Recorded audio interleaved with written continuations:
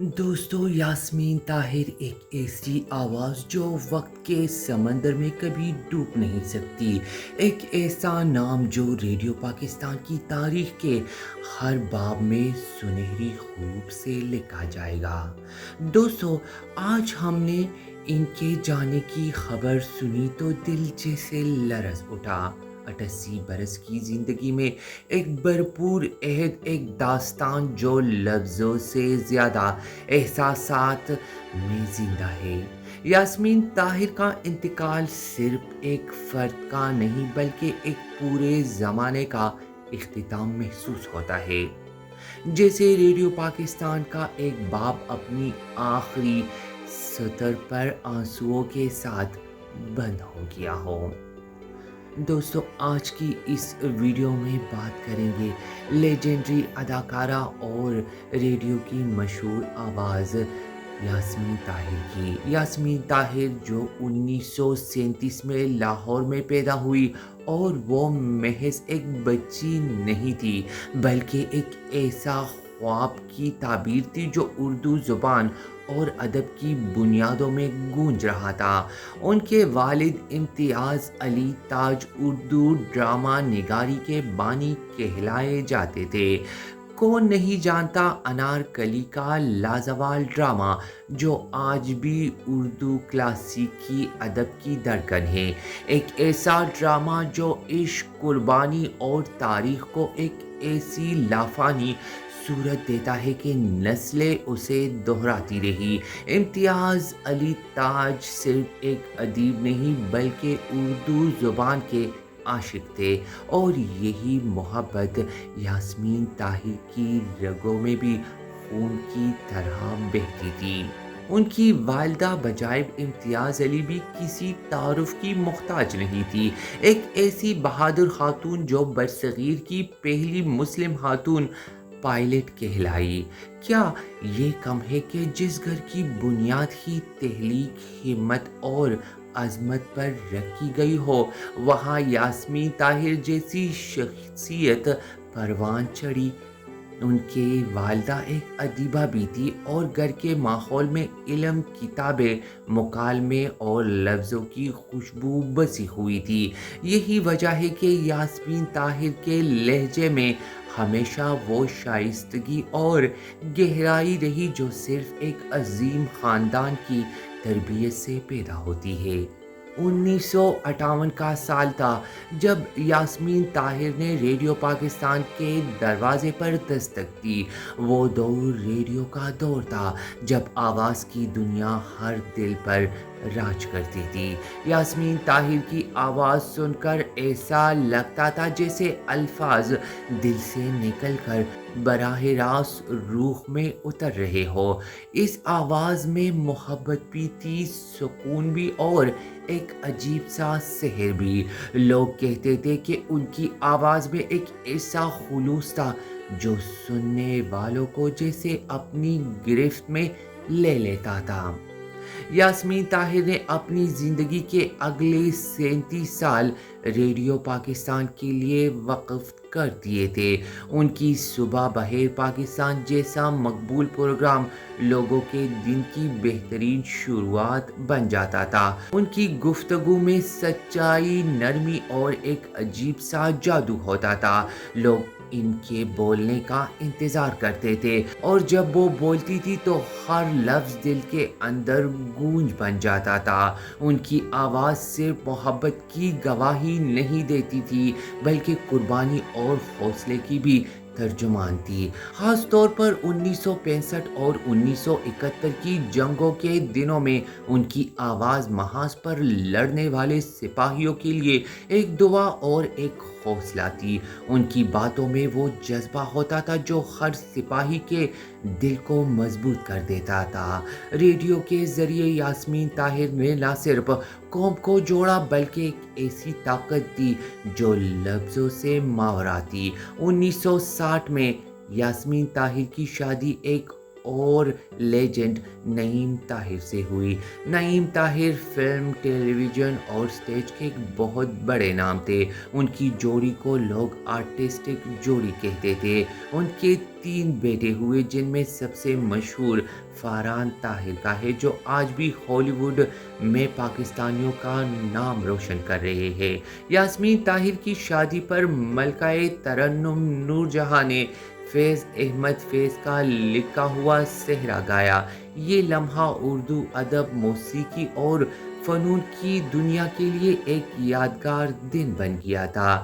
یاسمین طاہر کی زندگی کی سب سے بڑی طاقت ان کی سادگی اور ان کا خلوص تھا۔ وہ شہرت کی چمک دمک سے زیادہ اپنی آواز کے اثر کو اہمیت دیتی تھی۔ لوگ ان کی تعریف کرتے تو وہ ہمیشہ مسکرا کر کہتی تھی کہ یہ سب اللہ کا کرم ہے۔ یہی عاجزی ان کی پہچان تھی۔ ریڈیو پاکستان میں ان کے ساتھ کام کرنے والے سب لوگ آج بھی یاد کرتے ہیں کہ کس طرح یاسمین طاہر ہر ایک کو عزت دیتی تھی۔ ان کی پاس کہانیاں تھی، یادیں تھی اور ایک ایسا لہجہ تھا جو وقت کو روک دیتا تھا۔ یاسمین طاہر نے نہ صرف ریڈیو بلکہ اردو ڈرامے میں بھی اپنی اداکاری سے نقوش چھوڑے۔ ریڈیو تھیٹر میں ان کے کردار آج بھی لوگوں کو یاد ہے۔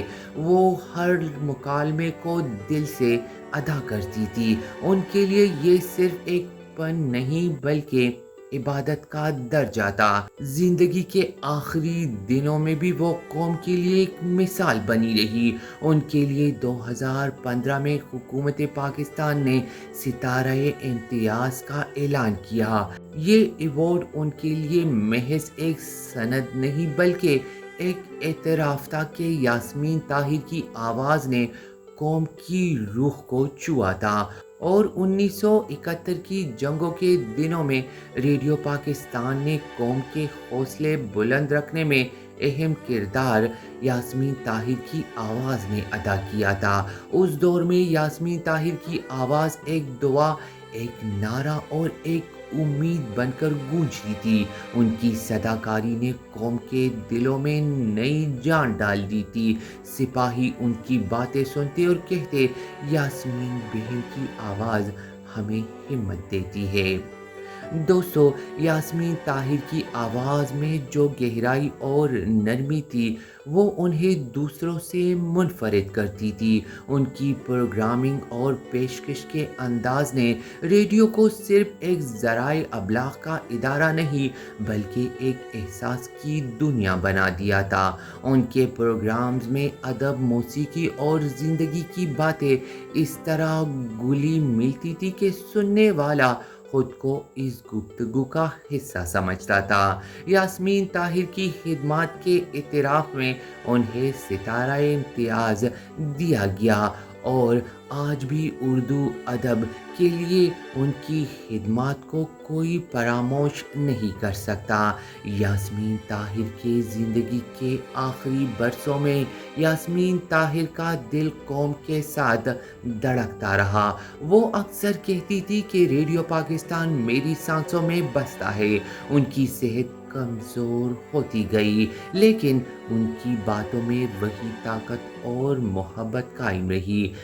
18 جولائی 2025 کو جب ان کے انتقال کی خبر قوم تک پہنچی تو ہر کوئی اداس ہو گیا، لیکن ان کی آواز، ان کی کہانیاں اور ان کا نام ہمیشہ کے لیے امر ہو گیا۔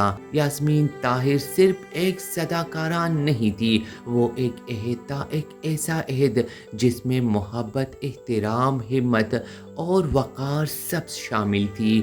آج جب وہ ہمارے درمیان نہیں رہی تو ان کی یاد ہمارے دلوں میں ایک شعلے کی طرح جلتی ہے۔ ان کی آواز اب بھی ہمارے کانوں میں گونجتی ہے اور ان کی یاد ہمیں بتاتی ہے کہ اصل کامیابی وہ ہے جو دلوں کو چھوئے۔ ان کی زندگی ایک سبق ہے، ایک ایسا سبق کہ اگر آپ سچے دل سے اپنے فن کو اپنائیں تو دنیا آپ کی آواز کو کبھی بھلا نہیں سکتی۔ یاسمین طاہر نے اردو زبان، ریڈیو پاکستان اور ہماری تاریخ کو ایک ایسا تحفہ دیا جو کبھی فراموش نہیں کیا جا سکتا۔ جب ہم ان کے بیٹے فارحان طاہر کو ہالی ووڈ کی فلموں میں دیکھتے ہیں تو ہمیں یاسمین طاہر کی محنت اور تربیت کی جھلک دکھائی دیتی ہے۔ یہ وہ روشنی ہے جو نسلوں میں منتقل ہوتی ہے۔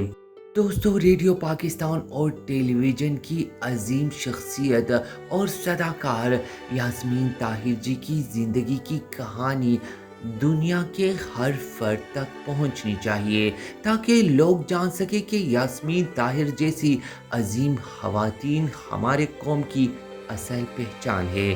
یاسمین طاہر کا جانا ایک خاموشی نہیں بلکہ ایک صدا ہے جو کہہ رہی ہے کہ محبت، فن اور انسانیت ہمیشہ زندہ رہتی ہے۔ دوستو، یاسمین طاہر جی کی آواز ہمیشہ ہمارے دلوں میں گونجتی رہے گی۔ تو آج کی اس ویڈیو میں بس اتنا ہی۔ دوستو، ہماری دعا ہے کہ یاسمین طاہر جی کو اللہ تعالیٰ جنت الفردوس میں اعلیٰ مقام عطا کرے۔ آمین ثم آمین۔ دوستو، ویڈیو پسند آئی ہو تو ویڈیو کو لائک کرے، شیئر کرے، اور اگر آپ نے ابھی تک میرے چینل کو سبسکرائب نہیں کیا تو چینل کو سبسکرائب کیجئے، بیل کے آئیکن کو بھی دبائیے تاکہ عظیم شخصیت کی ایسی ہی خاص ویڈیوز سب سے پہلے آپ تک پہنچ سکے۔ اگلی کسی اور شخصیت کی زندگی کی داستان لے کر پھر سے حاضر ہوں گے۔ تب تک آپ سب اپنا بہت سارا خیال رکھیے۔